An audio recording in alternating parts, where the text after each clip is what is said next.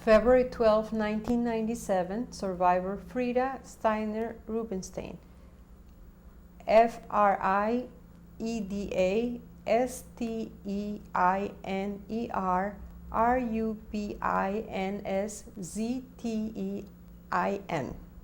Interviewer Rita Reynes Jacobson. We are in Sunrise, Florida, USA, and the interview is going to be conducted in English. Tape number 1.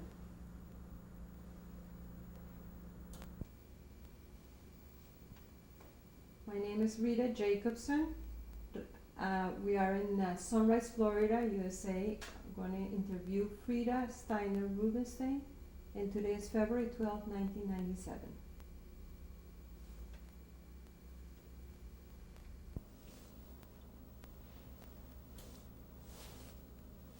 Good morning, Mrs. Steiner.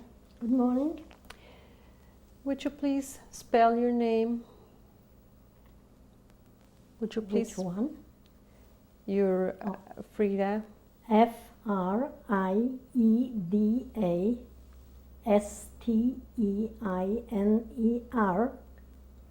Maiden name Rubinshtein. That reads Frida. Frida Steiner Rubinstein. When were you born and where?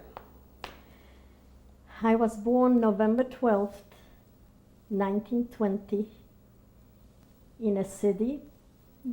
Here in America they would call it a town, but we called it a city. Sokolov Podlaski. Which country was Sokolov? Poland. In Poland. How do you spell Sokolov Podlaski? S-O-L-O.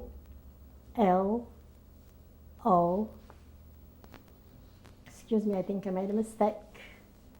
S-O-K-O-L-O-V.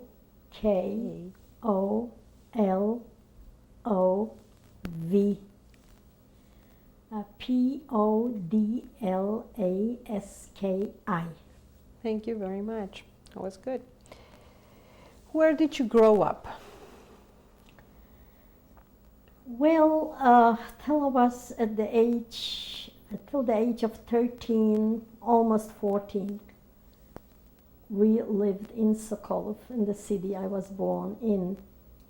Later we had moved to another city, which I'll mention later. What's in? It was Ostrów Mazowiecki. It's O-S-T-R-O-V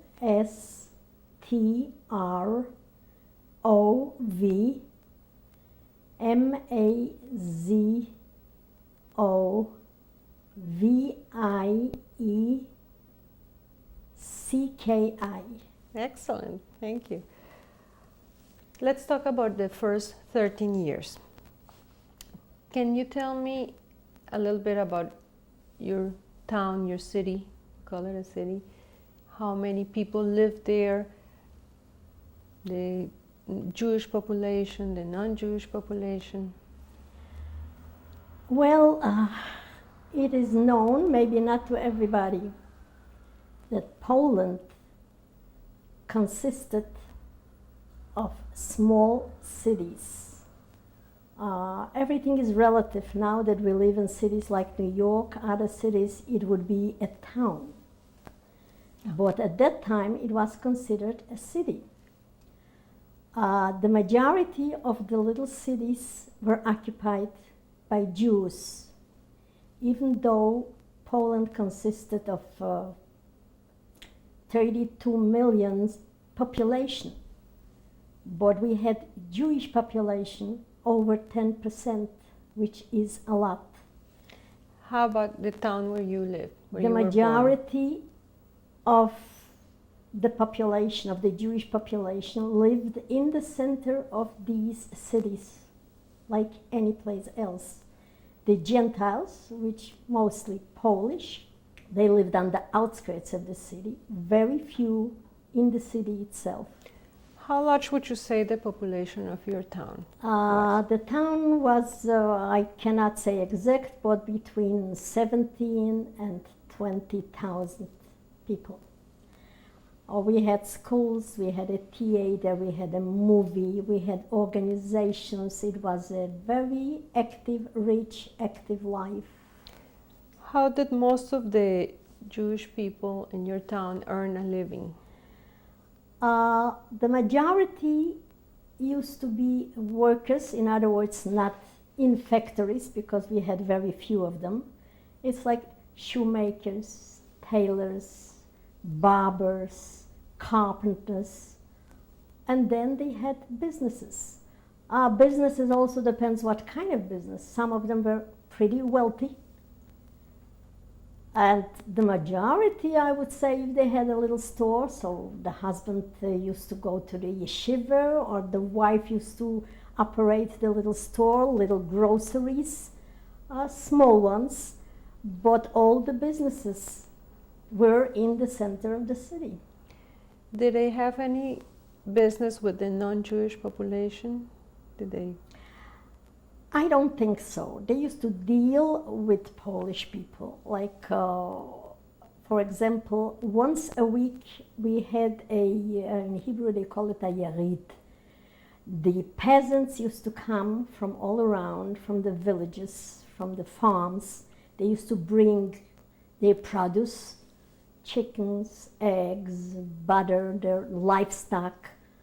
And at the same time, when they collected the money, they used to go around from store to store and buy the items that they needed over there where they lived. And that most of the people that owned business, I would say, made a living. The most of the earnings were from these peasants. What was the currency at that time? Zloty. Groszy, zloty, pennies and like dollars here. Do you remember your house? Oh yes, I don't know. I lived What was the in the address? second city for We're 5 talking- years, but here, I don't know why, maybe because it's the childhood years. And besides that, we had a big family, a large family. My grandfather owned the building. It's still standing there because I had seen it. What was your grandfather's name? My grandfather's name was Schachne Rubinstein. At the age of 87, he still owned a store. He still managed it until the Germans occupied, and eventually he was killed. You remember the name of his store? They had no names. If they had, it was only what type of store it is, like paint store, dry goods store, yard goods store. And what but was his? no names. His was paint, but not the paint that you paint houses. It's more dye that you use for dyeing linen, cotton, other things. This is as far as I can remember. He was a pretty wealthy man also. Everything is relative now. Wealthy, you talk about millions. But then, if you have a house and if you have money and you can give to the children, you were considered pretty wealthy, comfortable, I would say. What was your grandmother's name? My grandmother's name was Matl. I would like to mention that my grandfather took all his money, not exactly money, whatever he owned, and he gave it to all his children. He had 7 children. In other words, he did not wait until he's going to die and leave the inheritance. So he gave each of the children, he gave something. Like we had in the backyard, a lumber yard. This was ours. The apartment that we lived was ours. My grandfather had the store and the largest apartment downstairs. Now, one store was a daughter's, and upstairs the apartment. Another son had also an apartment and the store. He had a brick factory on the outskirts of the city. He gave it away to 2 sons, and they operated it. And then out of town, he also had children, not in Sokolov, in different cities. So he gave like mortgages. Then he had each grandchild that was married, he still had gold rubles from the times of the Tsar. So he gave each one a present, a certain amount of these gold rubles. What is your fondest memory of your grandfather? My fondest memory, I cannot pinpoint just on one memory. I was comfortable. In other words, I never had any need for anything that I couldn't have, with limitations. We were 5 children. Summertime, we used to go to the country because my father used to deal with not just lumber. He used to buy parcels of wood by the rich Polish people, and he used to hire workers. They used to chop down the trees, make parquet floors, those little, whatever you call them. It used to go for export. So he used to rent by these caretakers where the woods were in the country, and the whole family used to go there for the summer while we had vacation. What was your father's name? Benjamin in English, Benjamin Rubinstein. He was a very socially active man. He had no degrees like college, like high school. A self-made man. He was very knowledgeable in Talmud, a religious man, not a fanatic. He was a member of the, you would call it now, City Hall, a representative of the Jewish population. I don't know if they were appointed. I don't think they were voting in this case. He was not the only one. They had many other ones. He was president of the Zionist movement. He was a gabbai. What was the name of that movement? Well, we called it Allgemeine Zionisten Bet. In other words, it's more to the right. Whenever a speaker used to come, they used to stay in our house. It was an open house, always. From the shul, if there was a kiddush, if there was siyum sefer, when they wrote a Torah, everything was in our house. Wintertime, when Hanukkah came, my mother used to make potato latkes, friends over, and then the season started. Saturday night, they used to come and play cards. I was then, when I moved, I was 13 years old. What was your mother's name? Chaya. Chaya. She had another name, Chaya Rachel, but we called her Chaya. And maiden name, Tyk, T-Y-K. How far were you able to go in school before the war interfered with your studies? I cannot say the war interfered because I had graduated from elementary school in Poland. It was compulsory to finish only elementary school. High school, if somebody had the money, and if you were accepted because you were Jewish, and if you had a high school in that city. We did not have, in Sokolov we did not have a high school. We did not have a Hebrew school like a Tarbut that we had in the other city that we moved to. But I used to take lessons privately, Hebrew. How somebody came to the house, or how was it done? No, we used to go to a teacher like once a week, twice a week for an hour. I used to belong to a youth organization. There was no television. Very seldom somebody had a radio at that time. And we used to join these organizations, Zionist movements. They had different. They had Hashomer Hatzaya, Hashomer Adati, which was religious, and Noah Ratzioni. We had Dror, which is Freiheit in Yiddish. We had the Beitar, which is now the Likud, as a party. At that time, it was not a party. Because the youngsters used to come there, meet in the evenings, sing Hebrew songs, dance the Hora, celebrate holidays, talking mainly.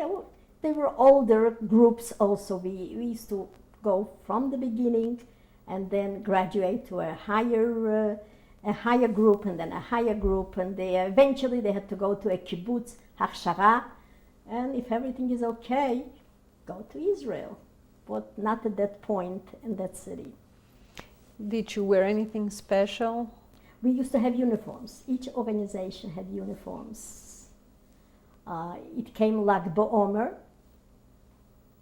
We used to take permission from the city hall that we can march. We used to march to the woods on the outskirts of the city and spend the day there.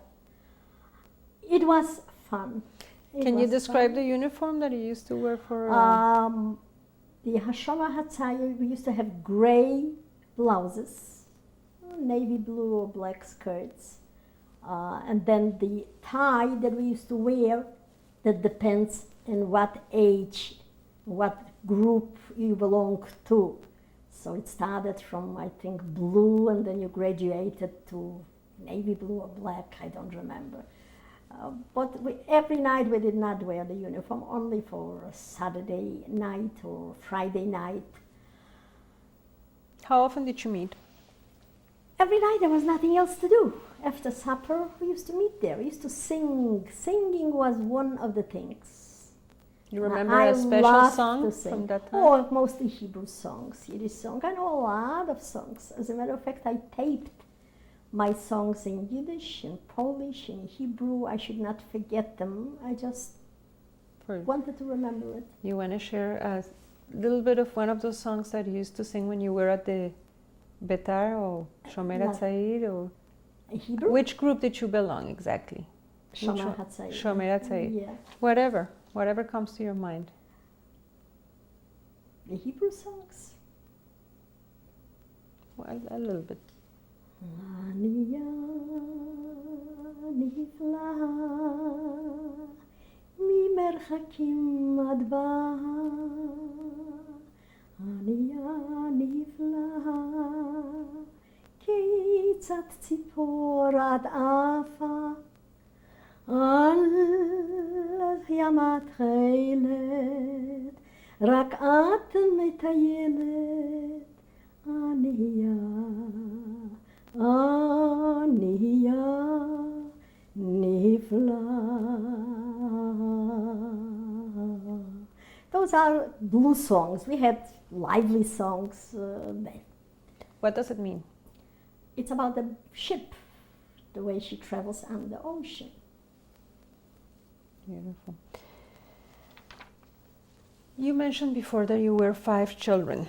Yes. Can you tell me the names of your siblings? We were all 2 years apart. First I came, then was a brother by the name Yosef, then was one brother by the name Shlomo, then a sister Leah, and the youngest one was Aaron. We always had help. When we lived in Sokolo, we had help in the house, 5 children. My mother was home, but it was not easy, and we could afford it. What language did you speak at home? Yiddish. And outside? Also Yiddish. Only in the very large cities people spoke a lot of Polish, even at home. The smaller cities, the smaller towns, maybe the so-called, I wouldn't call them aristocracy, but professionals, doctors, it depends from where, from what background they spoke Polish. Which schools did you attend? Excuse me.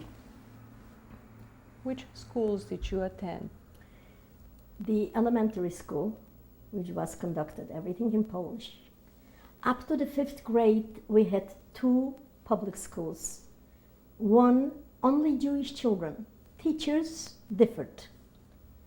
Then they built a new school on the outskirts of the city, and they combined both schools. So we had one school starting from the 5th grade.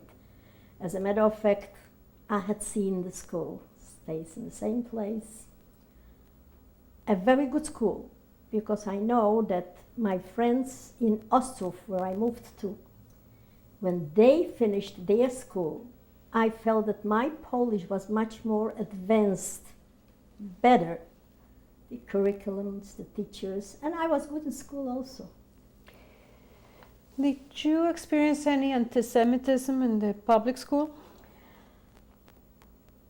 I would not say so. The only time that we felt that we are Jews, we never went at night far away from the city. Even during the day, if we approached the Polish houses, we went for a walk Saturday. If you didn't have to have an adult, young children Polish, when they saw a Jew, a Jewish girl, a Jewish boy, even not by themselves, even in groups, they used to take the dog and they used to yell Żydowa, they used to throw rocks. You had to be careful. You did not go by yourself. At night, forget it. And during the day also, if you knew where problems were, you just avoided it. How would they know that you were Jewish? It's visible. First of all, who walked Saturday afternoon, just for a walk? And you could see, they knew. They knew. They lived among us, they knew.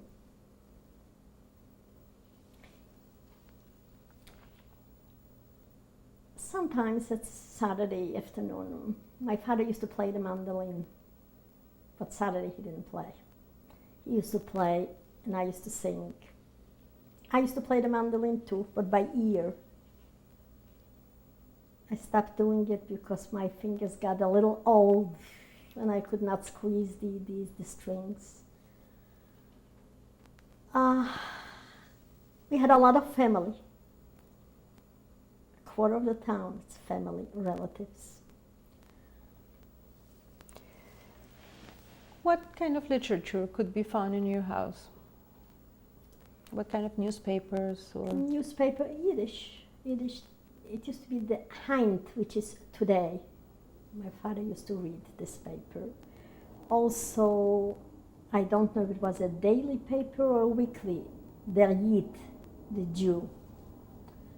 My father used to read sometimes to us stories when he was home. During the week, Saturday night, he was always out, a meeting here and a meeting there. My mother was always with the children. Do you know where the newspapers were printed? I have no idea. I don't think they were printed in the town. I think it's either in Warsaw, the capital, maybe in one of the bigger cities, but I have no idea. I was too young to know, and even later I wouldn't know.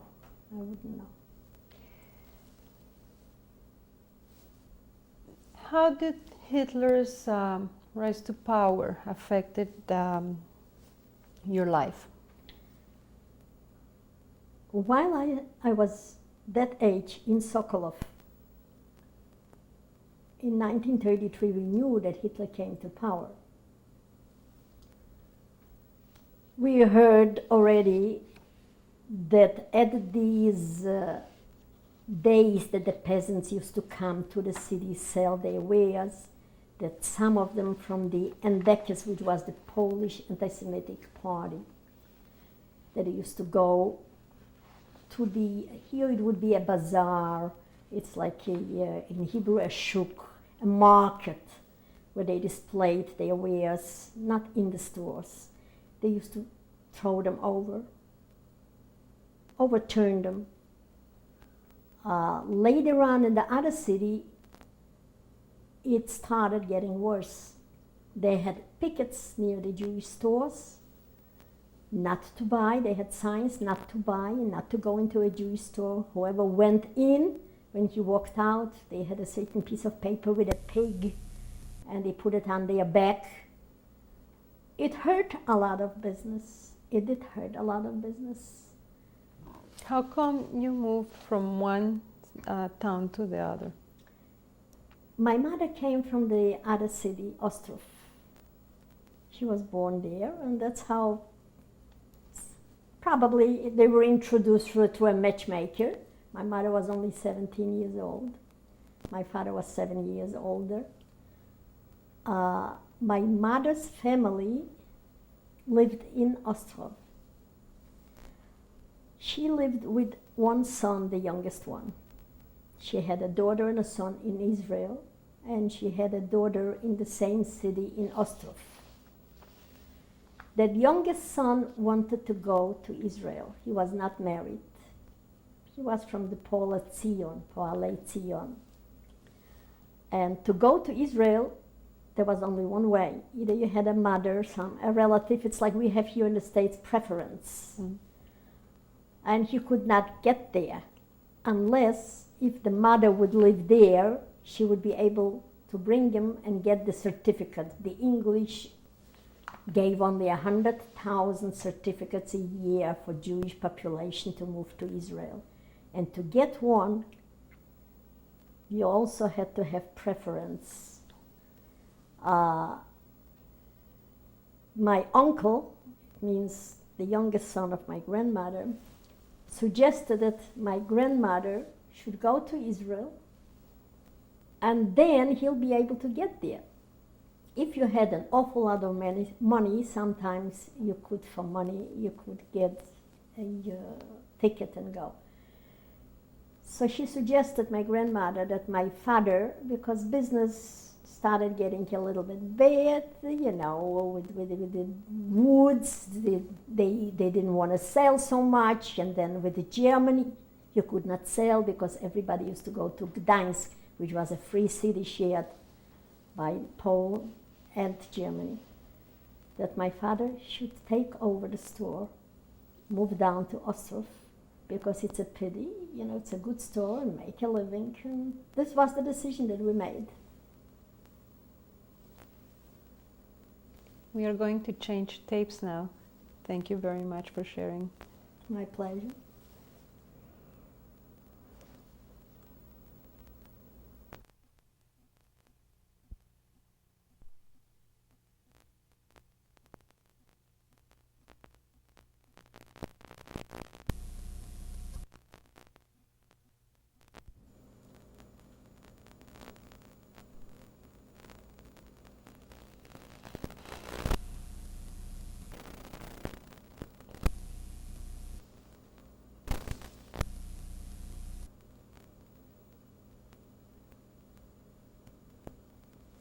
February 12, 1997, survivor Frida Steiner Rubenstein. Tape number 2. Mrs. Steiner, tell us about the move from one town to the next one. You moved from? We moved from Sokolov to Ostrov. What year was that? That was either the end of 1933, either the beginning of 1934. I cannot recall exactly.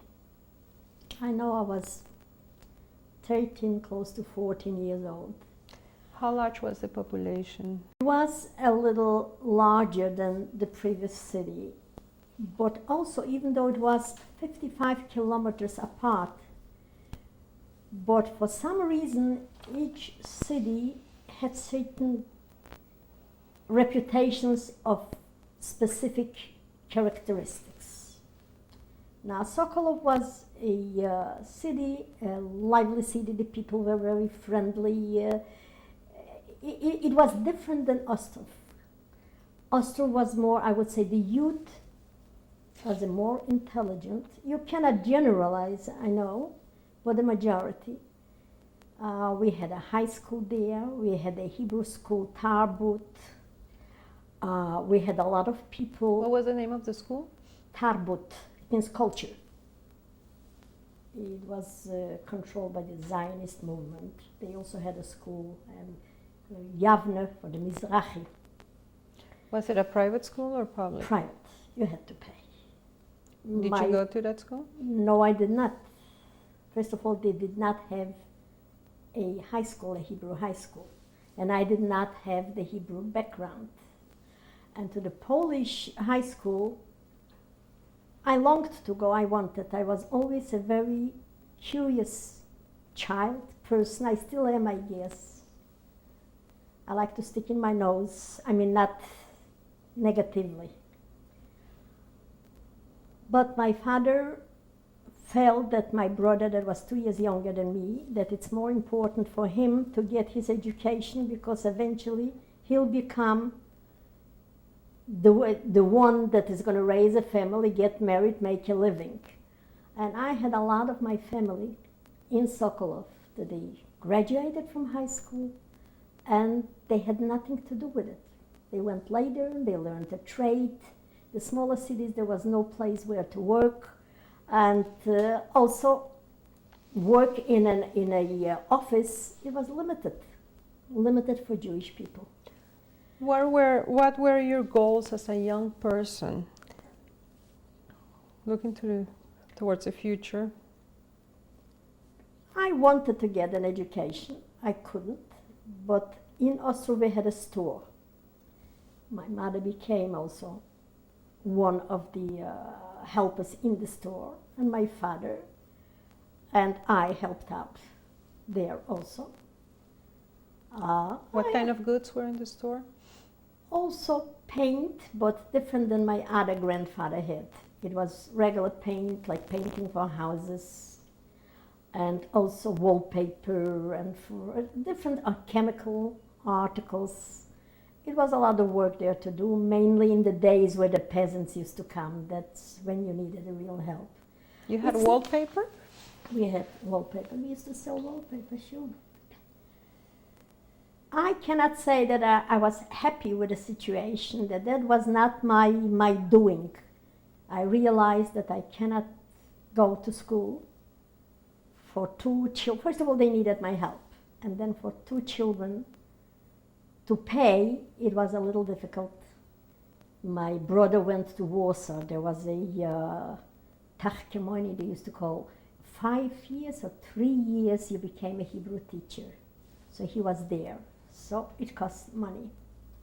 The other children went to Tabo, to the Hebrew school, which cost money. My father had maybe a discount. He was one in the committee that used to engage the teachers. Again, he became very active in the Zionist movement, a little different. For me, it was a readjustment. I knew a few children there because whenever we had a holiday or a vacation, I used to go to my grandmother to visit. So I knew. Which grandmother? Grandmother, the one that lived in Ostrava, the one that went away to Israel.